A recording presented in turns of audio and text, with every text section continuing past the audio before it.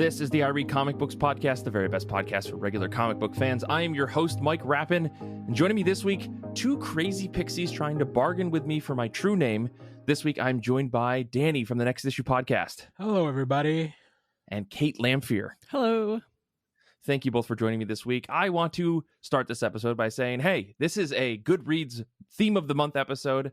It's a special one because it is the birth month of our wonderful moderator, Erin's life, I guess. I don't know how else to describe it. When we were planning out 2025's Goodreads Themes of the Month, we were like, hey, what should we do for September? And Erin said, well, it's my birth month. Can we just talk about magical creatures? And we all said, of course we can, Erin. So Danny, Kait, and I picked out some magical creature comics of our own choosing. I picked mine from one of the recommendations on Goodreads, so we're going to talk about all those today. But if you're looking for a book that meets our Goodreads Theme of the Month, you should head over to our Goodreads. There's a link in the show notes to this month's Theme of the Month thread, where you can find recommendations from all the folks on our Goodreads that were reading books this month. So let's get into it. I've got these two legally mandated questions that I have to ask, and that is, how have you been? How have comic books been? Let's start with you, Kait. Yeah, I've been good. I'm very excited about comics. And I also wanted to talk about the Goodreads group a little bit more because that is just please going on. It's great. It's fantastic to get on there and see all of the posts from all of our new and longtime members.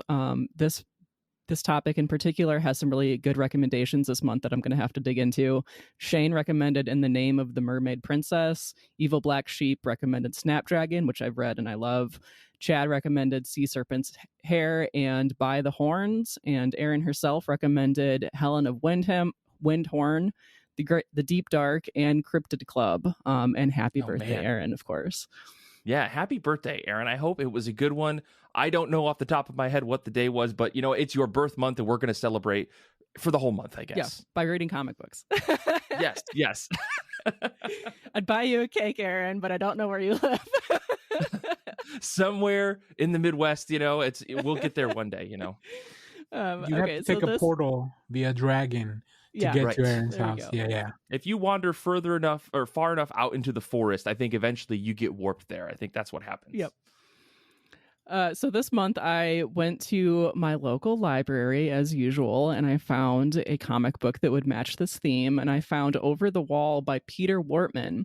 And I picked this book up because I thought that it looked quick and cute and short and like its own little self-contained volume, and that was wrong. This is part of a 5-volume series. Listen, if it's a fantasy book, there's a larger than likely chance that it is a multi-book series.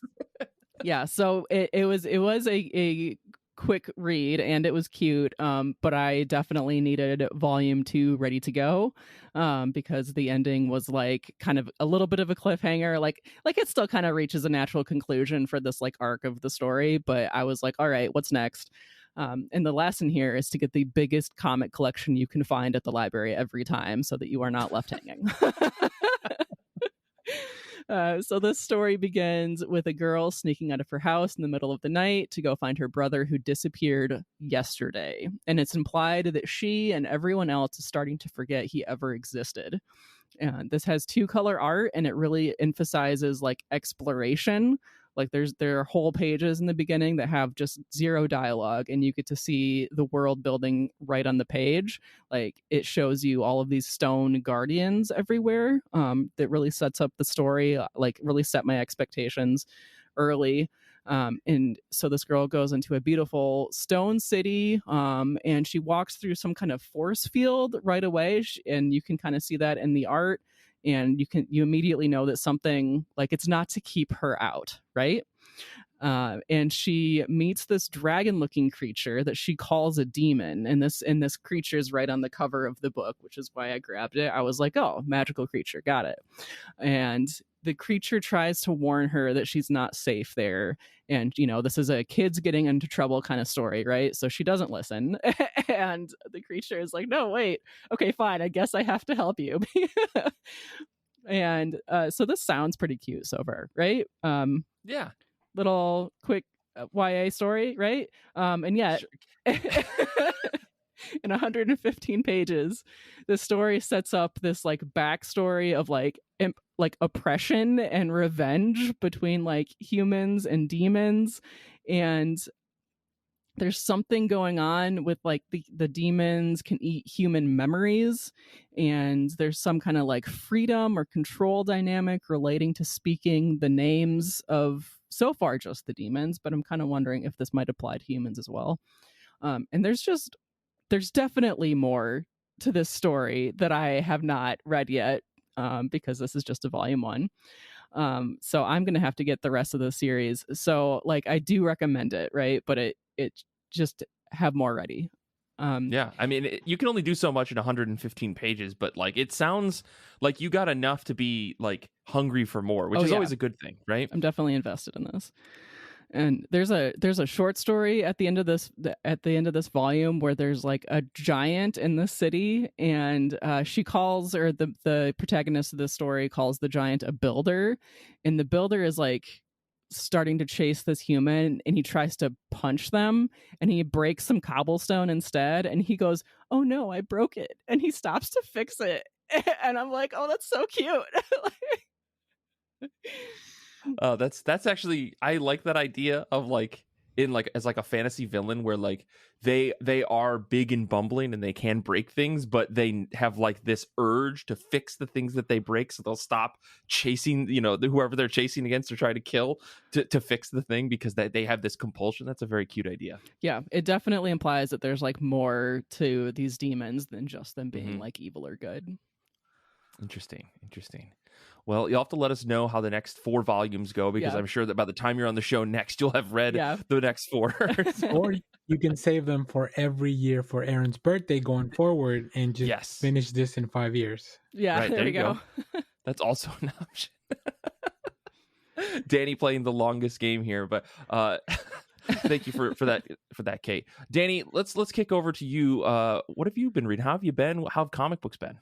I've been pretty good. The morning of the recording of this has been pretty busy for me. I had a stream in the morning where we talked about a lot of cool things, and a really weird Criterion movie called The Devils that one of my co-hosts watched, and I'm like, that sounds like the most insane acid trip ever. And then afterwards, I was like, well, I got to get some lunch. But also this week, if you are a TCG player, you know that there was a release of Magic the Gathering Spider-Man. So I didn't pre-order any of this stuff, because I told myself, you don't play Magic, it's just gonna sit there. Right. But what I normally do when I want something like this is I don't pre-order anything. If there's anything left at the shop after the big event, which this was the weekend of pre-release, then I'll buy something. So I feel like I know where this is going right now. So on my way to pick up some Torchy's tacos for lunch, I also picked up a nice booster of Magic the Gathering Spider-Man. And I got a few loose packs that maybe we can crack into in the post show. Okay. Yes, we will do this. I'm calling Nick. I'm going to get him on the phone after the show's over. So stay tuned for that. I mean, listen, I could have gone a lot deeper. There's collector boosters, and here's the thing though, and I will not tangent us too long on this. Spider-Man is not a well-loved set right now. It's Spider-Man, but people are upset because it doesn't draft well. It doesn't have any of the classic staple like setups that you could get when you're drafting or playing against other people in quick format. A lot of people are really upset with the polls that they've been seeing on the pre-release stuff. So like overall, I think there's a lot of dissatisfaction. However, the prices have not gone down yet to reflect that dissatisfaction. So Danny, I'm very impressed. We're definitely gonna have to crack at least one pack in the post show. Lucky for me, all that stuff doesn't affect me because I don't actually play the game. I just collect the cards. Listen, if you pull that Jack Kirby, Steve Ditko card in some capacity, I will cry, because that's the only one that I want. Yeah. But anyways. And also my shop does not go above MSRP. They hold that. They're pretty strict about that, and they do it for the players. So yeah, so very cool. Nice. Big shout out Sanctuary Comics and Games. That's where I get my comics and my games. So it's like I'm there at least a couple times a week. Right. All right. Now, as far as comics, I'm still recovering from my Deadpool Batman hangover. If you're on the Discord, you know exactly how many covers I ended up with. Mm-hmm. But like I mentioned on there, only one of those was a ratio cover. Everything else was at cover price, which includes my nice discount for having a pull. So it pays to have a pull list, kids. Kind of. Absolutely. Not in the long run, but Yeah. the house always wins eventually. Yeah. Now, at the end of the day, you did buy a bunch of covers, and they did get your money for that. And then when it comes to prepping for the show, the way I usually go about it is on Saturday evening, I look for Mike's email, and then I'm like, what are we doing this week? Hopefully I've read enough comics throughout the week to like that something will fit in there. Yeah. I did not. So yesterday I was like, all right, magical creatures, what do I want to read about? I ended up thinking of Lockjaw from the X-Men, Kitty's little dragon. That's not a euphemism. That Kitty actually has a dragon. Yeah, she has a dragon. From outer space. Yeah. And I found that there's a collection called Lockjaw and the Pet Avengers from 2009. This is written by Chris Eliopoulos with art, pencils, and inks by Aguara, letters by Nate Picos.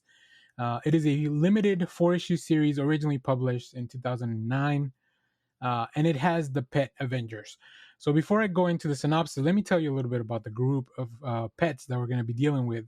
Please. Of course, Lockheed is in here, but the leader is Lockjaw. He's the Inhumans' giant teleporting dog, for those that may not know.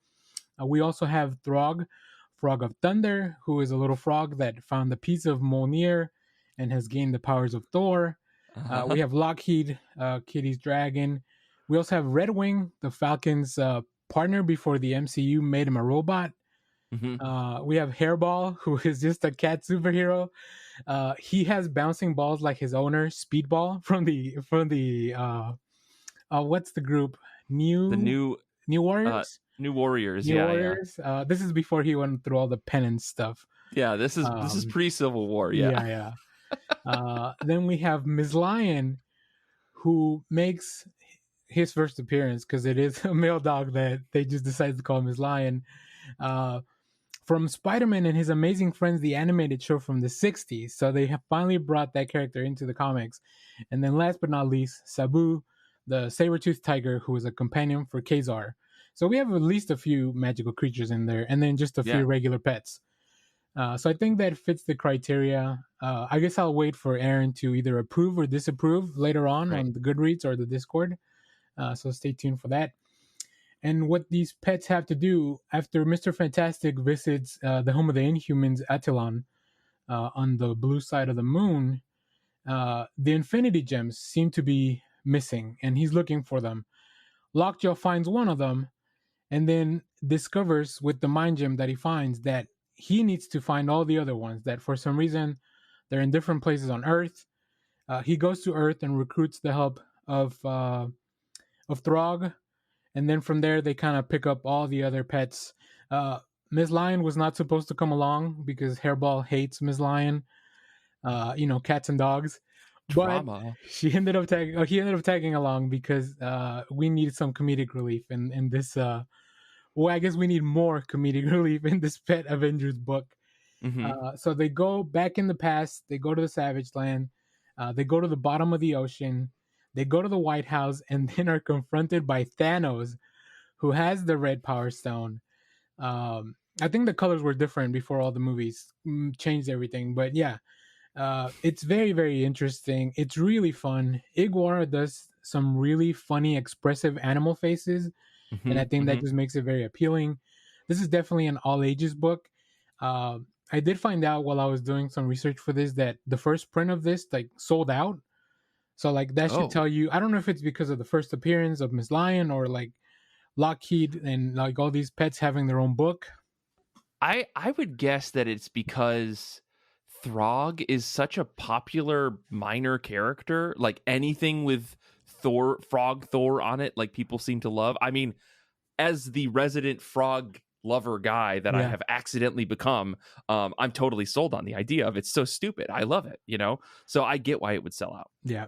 And the book also tells you who are everything I just told you about these creatures I got from the book. I didn't really know much about Hairball or Miss Lion or even the full origin of Simon Puddle Gulp, aka Throg. That's his frog. That's his regular frog form. Um, it's a lot of really fun, and it was very successful. Not just at like giving you a fun story, but also creating high stakes. One Yeah. of the pets dies in the story, but then of course they have the gemstones, so they can bring them back. So they do the old bait and switch with the emotional, like, did you just kill a little pet? How dare you? But it's resolved within a few pages, so it's Sure. really fun series. It was very successful. They even now I have on my not really top of the pile, but just something that I want to eventually read. The sequel, Lockjaw and the Pet Avengers Unleashed, and then Avengers versus Pet Avengers, because of course they gotta fight. You can read all this stuff on Marvel Unlimited. It's all there. It's very old, but I think it's also been collected. I had a really good time with this, and let me tell you, it was a nice break from all this like really heavy, large, all in KO, like Dark Side coming continuity that I been living in. Because the day prior we did a big show of like going through the DC bracket of who's gonna eventually win the powers of Darkseid. So I was like, let me get out. And then I read some Challengers of the Unknown, which also has a lot to do with Darkseid. Yeah. So this was a nice break from all the heavy comic book stuff. Interesting. One day I feel like I'm gonna have to just go headfirst into the DCKO / all in like actual storyline continuity, just out of sheer curiosity. Like 5 years down the road, I think that's when I'll actually do it, when all the dust is settled, and I can actually figure out what's good and what's bad, you know. And one day I'm afraid that I'm gonna run out of space, and it's gonna start like all this nonsense is gonna start pushing like important information out of my brain. So hopefully by then, yeah. You're just getting there. I've been there for years, Danny. Every day I forget something crucial about my life and my friends and family. But that's really about it. But Mike, how about you? How have you been? How are comic books? Oh, I've been swell. Despite the world around me, I have managed to find some things to be excited and find joy in. Yesterday, I spent a lot of time, I guess, lamenting the Spider-Man set, but before that I did run a game of Blood on the Clock Tower. For anybody who hasn't heard of this, it's essentially Werewolf, which if you haven't heard of Werewolf, I don't know how to describe it to you, but the long and short is there's a demon in a town and they are quote unquote killing someone every night, and the town's goal is to figure out who that is through just a social deduction type of game. Each person in the game has different like powers or abilities that they can do to try to suss out information. Some of that happens, all of it either happens at night or at the beginning of the game.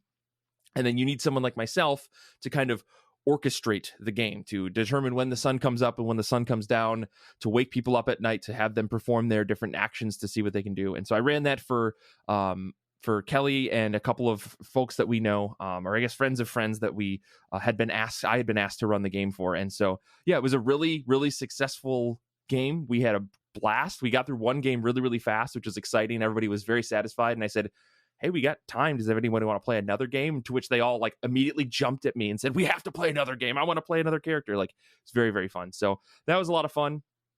Very exhausting, as someone who just has to stand up for 2.5 hours straight holding a giant book that has all the information about what's going on in my hand, like a server tray. But I really, really enjoyed it. I have a lot of fun running that system. I hate playing social deduction games. I find zero joy in them, but I love running them. So just a heads up, if you're ever in my neighborhood, let me know. I would love to run a game for you. But I did read some comics. I read a bunch of stuff this past week, but the one book, I was trying to find something specifically for this theme, and so I sat down and I read Helen of Wyndhorn. This is recommended by Erin, and it's a book that I've been meaning to read, and I posted on the Discord after I got like 2 issues in, and I was like, hey, have you guys heard of this book? It's pretty good. sarcastically, to which I got a couple responses of like, why are you just getting on this book? But I sat down, I read it. I have my nice little hardcover here that I read. I did buy the hardcover because I heard this was very good. This is before the Eisners. I bought it. And yeah, ultimately, for those that don't know, this is a book by Tom King, with pencils, written by Tom King, pencils and inks by Bilquis Evely, colors by Matthew Lopez, letters by Clayton Coles. And yeah, the summary of this book is, in a time of pulp series and great hunts, Helen Cole is found by the governess of Wyndhorn after her father unfortunately passes away. Is taken back to the biggest mansion you could ever imagine to live with her estranged grandfather. Told from the perspective of a recorded interview with the governess, we learn of Helen's time in the mansion, the fantastical world beyond the mansion, and the true identity of Helen's grandfather. Were the pulp fantasy stories her father wrote all true? And just who is her grandfather? These questions and more are unveiled. I know that I'm not even properly describing this book, but that's the pitch that really kind of got me into it. The thing I loved about this book is that there is a deep sadness at the center of it. No surprise. I love that. However, I've come to expect that with most Tom King books, but unlike The Vision or, say, his Batman run or Human Target, there's this insanely clever and smart tiptoeing around the sadness of the center of the story that is utterly masterful in lieu of adventure in the curiosities of the world that we find ourselves in. Like, I was waiting constantly for a tear-jerking revelation near the middle of this book or near the end of this book. But again, like so many King comics of this ilk, like the real tragedy is actually how true to life the feelings of grief and melancholy and personal struggle and how they're depicted in this story. And at no point did King just like pull the rug underneath us and say, now it's time to be sad about this book. And instead, you just get these little droplets of like, oh my God, I can relate to how bad that feels. And yet you must persevere and live on with your life because there is no slowing down. And to waste the rest of your life on grief or waste the rest of your life focusing on one single moment of your life is actually not living a life at all. I loved how King delivered that message to me without actually saying any of that, right? There's some beauty in this book that's just unbelievable. Like I wrote in my notes here, like, haven't we all felt irrationally angry at someone or something just because of a pain we were feeling deep inside of us? Haven't we all felt utter elation in success that allows us to find peace despite that pain? Haven't we all yearned for comfort from someone who is unable to give us that comfort because of their old hang-ups? Like, you get all of this from this book, and I'm like, how true to life is that? And this is a fantasy book. This is a book about going into a magical world and slaying demons and drinking endless amounts of ales with like guys that have 15 arms and are selling you things for special seashells that you found in another dimension. And yet all of this exists inside this book. I was just floored by it. And then Tom King's writing aside, we have Bilquis Evely, right? And Matthew Lopez, like, I wrote my notes here, get the fuck out of here with these pages. Like the single and double page spreads that made me want to cry from their sheer beauty, like capturing the magnificence of the real world that we live in, but also being like fantastical in nature, right? The oranges and yellows and pinks painted so subtly onto impossibly shaped yet truly believable clouds and skies. The forests of such dense greenery you feel almost suffocated by their lush and stunning fauna. The truly human emotion depicted only through character eyes and brows alone, right? Bilquis Evely knows how to use pencils in a way that like can make you feel things without reading any dialogue. It's unbelievable.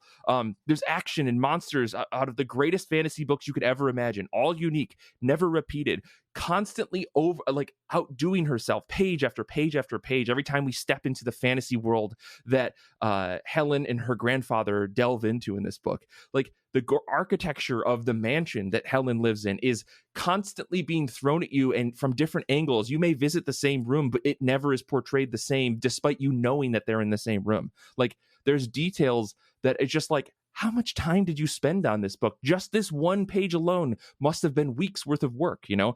They've really flexed on us for this book. So I get why Bilquis Evely won the Eisner for Best Penciler / Inker. This series was nominated for 4 Eisners, and they deserved every nomination. Best Limited Series by Tom King and Bilquis Evely. Best Writer by Tom King. Best Penciler and Inker, which they won. Best Cover Artist. I'm surprised they didn't get Best Colorist. I'm surprised they didn't get even more nominations. Like, this book deserved and should have won every single thing that it was nominated for, because I don't know if I've read a better book that came out in 2024. Like, this is insane. This book is so good. So if you didn't already read this, and I'm sure many of you out there already did, highly recommend Helen of Wyndhorn. It's fantastic. It's human. It's over the top. It's some of the best imaginative storytelling I've seen in a while. Just in terms of like the world in which they live in is so beautiful, and yet the story is superhuman. I really liked it. Did you guys read this book by chance? Never heard of it. Oh, okay. I don't think I have heard of it. And you've sold me on it, Mike. You don't have to keep going. I will read this. I will keep going. No, it's funny. When this book came out, I didn't realize that it was Tom King. And just from the cover alone, I was like, oh, this just kind of looks like another Hellboy book, like whatever. I thought that's what it was. It's got one of those names that all the Hellboy books have, right? Like something of something, or Hellboy and the blankety blank, Joe Golem and the blah blah blah. Like I just kind of assumed it was that. It turns out it's not. It's its own thing. But I don't know. This is a Dark Horse problem. They made this book look like the rest of their other books, so it just assumed that it was a Hellboy book. That's why I didn't read it. I can't wait for when this episode goes on the public feed and the Earth tilts off its axis because of all the face palms at the same time when people start listening. Listen, the collective face palm. But I love this book. I day one reader over here. Actually day before, because thank you to Dark Horse, they sent me this stuff in advance, and I was like, I can't wait to talk about this in public because this is insane. Now, Mike, you are in luck because if you like this team up and this art, they're making a movie next year called Supergirl. Based on a book called Supergirl, Woman of Tomorrow by the same team. So thank you to DC for putting these two together, because then they went on to make Helen of Wyndhorn. Yeah, that's true. They're working on a lot of other cool stuff now. I am very excited. I'm very happy for, Tom King was already kind of a name, but like, I'm very excited for Bilquis because like, I feel like this is the book that kind of put her on the map, and really her art style it's so detailed, but it's not like you're getting like a lot of pencils from like David Finch and Jim Lee, like, which they have their own little style. This is like a beautifully refined pencil. It's really hard to explain. I don't have the words. I wish Tia was here so she could tell me what to say, because the way that I would describe it though is like there are artists out there who do like extreme detail, where you're just like, oh my god, like David Lapham is like an example that I think of right away, or like James James Stokoe is another one I'm thinking of, right? This reminds me a lot of Trungles. I don't know if you've ever, maybe you have seen, they did that book called The Magic Fish very recently. Trungles, there's this way that Ellie does like these spirally lines for almost everything, like even just like, and for those of you that are at home listening, I'm sorry you can't see the video. Subscribe to Patreon, you can see exactly what I'm talking about. Like there's just like a swirling that she does with all of her line work that at some point in the book I was like, is this whole page just one line? Like it's that like crazy thing that you see on the internet. And I'm just so blown away by how much detail she's able to fit on the page and not have it feel clustered, like overwhelming. Like the density of lines is great, but the darkness and like the inking is extremely impressive, because when she needs things to stand out, like what you should be looking at, right? Like this single page spread here of Helen in her armor is just insane. And I didn't even talk about the timeline of this book. Right, as we follow Helen in these 3 years that this governess is at the mansion, right? She's only there from like 1941 to 1943. But the story we're hearing through these tapes of interviews of the governess as an older woman, right? The tapes keep getting transferred to new people over time, and the time skips between those tapes, like getting handed off from person to person. There's like this other layer of the way that stories persist and how they can be forgotten to time based on just like the way that we live our lives. We get too busy and we forget about things that are so monumental, so big as a story like Helen of Wyndhorn. Like it's so, again, there's a whole other thing. I could probably do an entire day discussing this book because there's so many layers to it. But like as a fantasy book, it super works. As a story about like how stories are told and kept and like preserved, that's a whole other topic. Like, it's so good.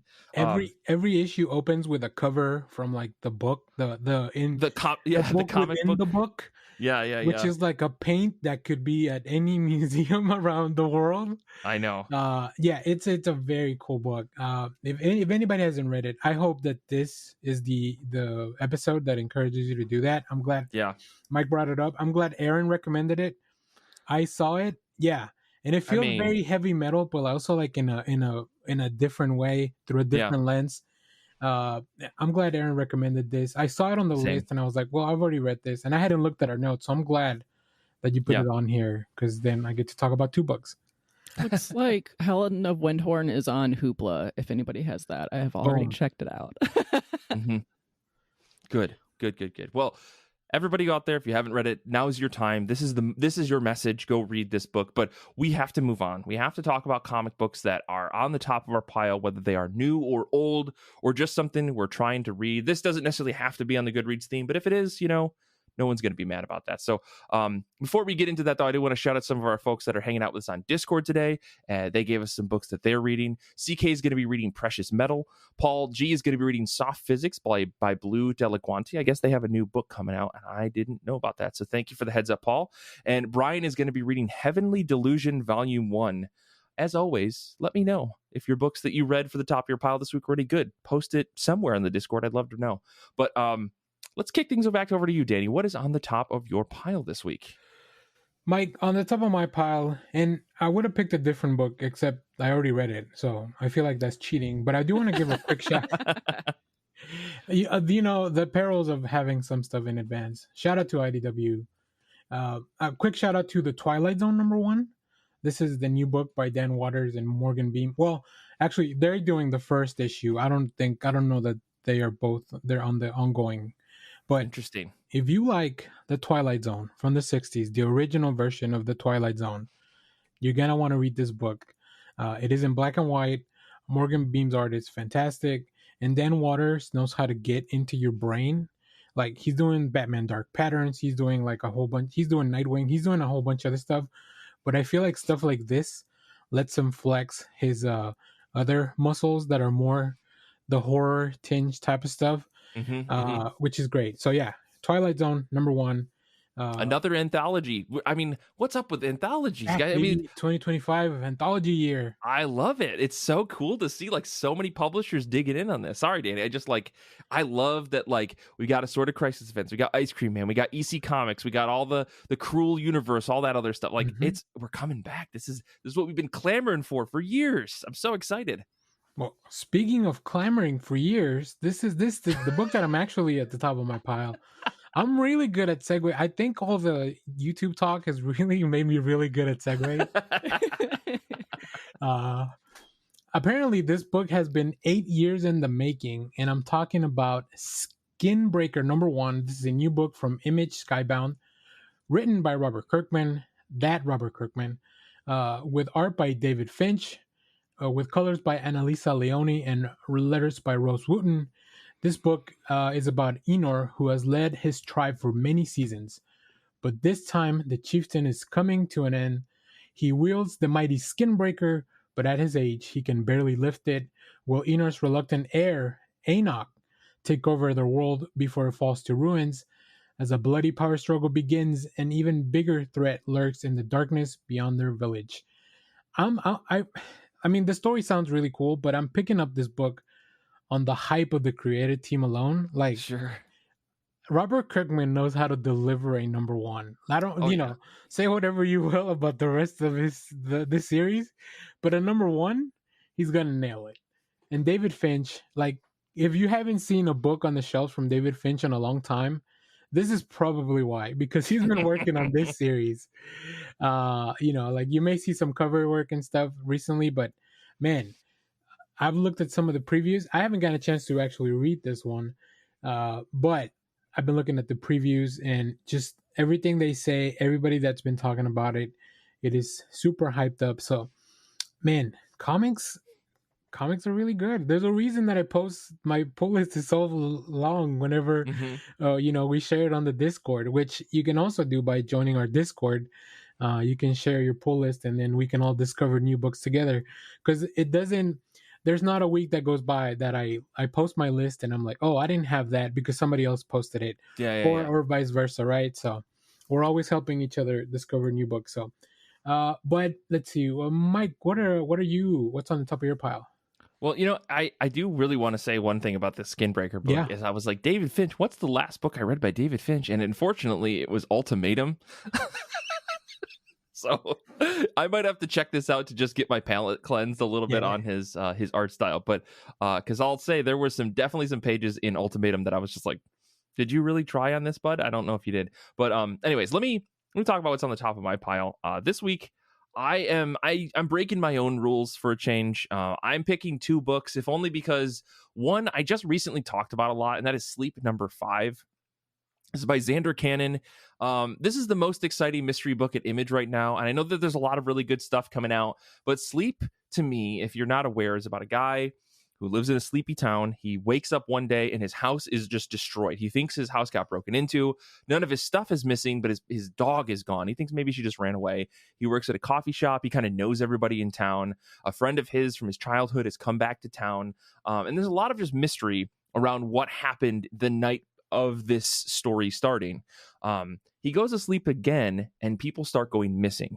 And he starts to get the sneaking suspicion that somehow he's involved because he doesn't remember falling asleep.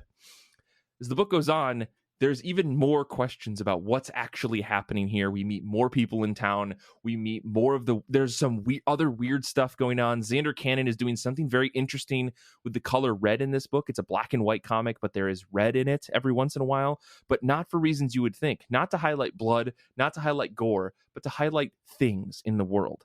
What the relevancy of those things are, I have yet to figure out. And that's where, after issue 4, I thought we were going to get the answer to the mystery.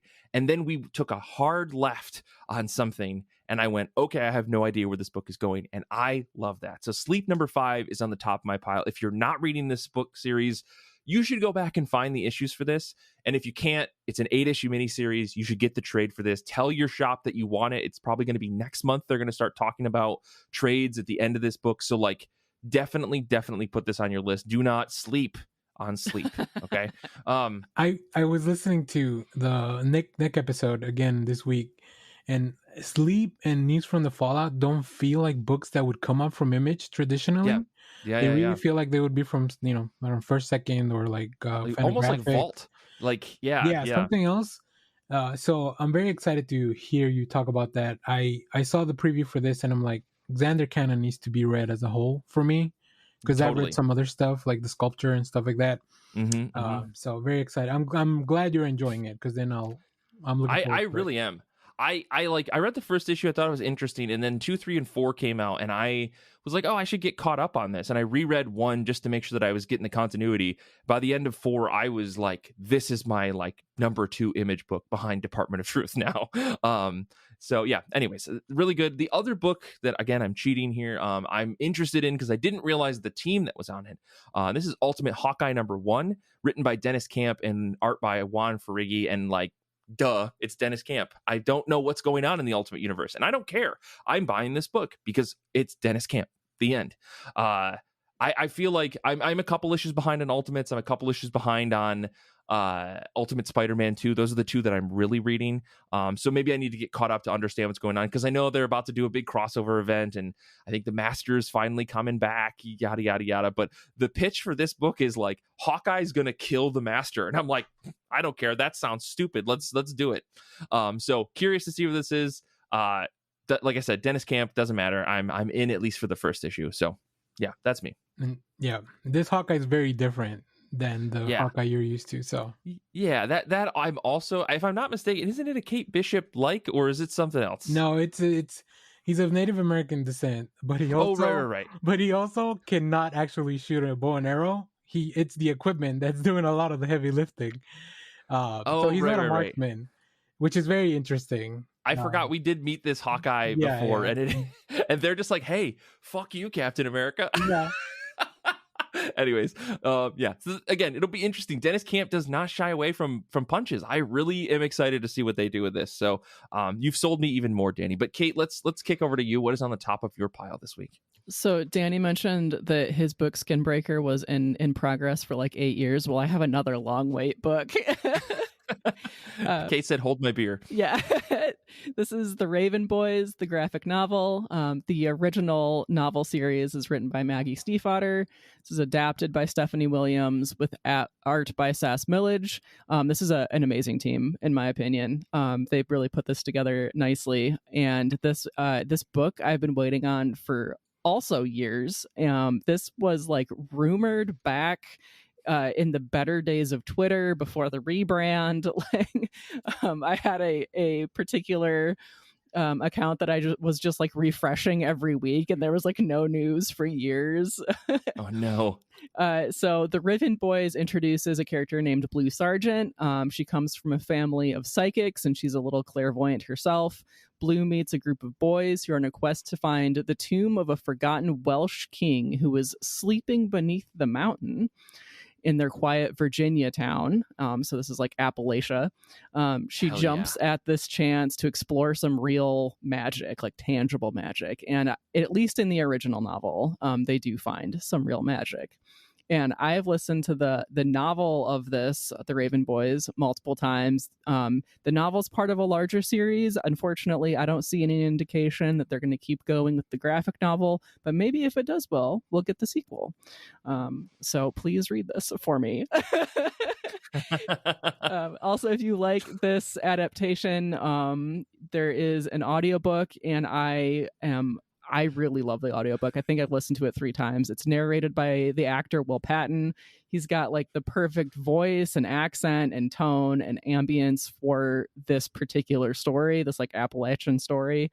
And his voice is like a lullaby. I've tried to fall asleep to this audiobook before, but the actual like plot line is like, there's too much action. Like I can't sleep. Like I'm like, what happens next? But you know, I know what happens next at this point. Yeah. So yeah, the Rapin Boys, very excited to read this. Ooh, very cool. Yeah, this sounds really cool. I like Stephanie Williams. I've read like her Wonder Woman stuff with Nubia, and the Moon Girl and Devil Dinosaur little things that she's been doing. Oh so yeah, like, yeah. So I like her writing. So I'm interested to see how this other like an actual adaptation of a book reads. Oh, you know what else comes out this week? That's by Stephanie Williams. Street Sharks #1, if I'm not mistaken. Oh yes, that's right. So that's the one book I haven't gotten to from is it Mad Cave or Oni? No, it's IDW if I'm not mistaken. Oh, that's right, because I read Twilight Zone first. Dude. Yeah, I think I have to read it. I think I have to check it out. IDW I think sent us over a copy. That's I think I would have to check it out. But like, I don't know. There is a really like too young memory inside my brain that I think I need to unlock about Street Sharks, because I remember being really into them for a while. But yeah, Stephanie Williams is a fun writer. Like I think she'll be great on this book. I definitely want to check it out. And go look up the Vin Diesel commercial for Street Sharks where he's playing with the toys.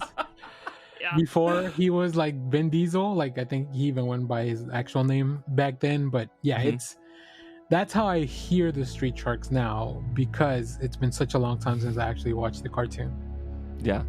Well, Kate, this is not to detract from the Rapin Boys, which sounds very interesting, but I was just briefly reminded as I was looking up Stephanie Williams' work that she's also doing the Street Sharks. So that looks very exciting, but go ahead, Danny. I was going to say, Kate, if you like Rapin Boys, maybe you'll enjoy Street Sharks. Maybe that could be you're into the Street Sharks universe. There you go. They are just street sharks. Like they swim on the concrete. They swim on the concrete? Yeah. We're going to leave the rest of this conversation to the post-credits, so that should be enough incentive for you to support us on Patreon at patreon.com/IRCB podcast. Thank you both for joining me this week. Happy birthday again to our Goodreads moderator, Erin. We're so happy to have you and work with you and stuff. You're such a fantastic person. Thank you to everyone listening live. You are fantastic human beings. Thank you to Brian and Kate and Danny today for taking their time out of their Sunday to record with me. Thank you to Zander for editing. And until next time, comics are good, and so are you.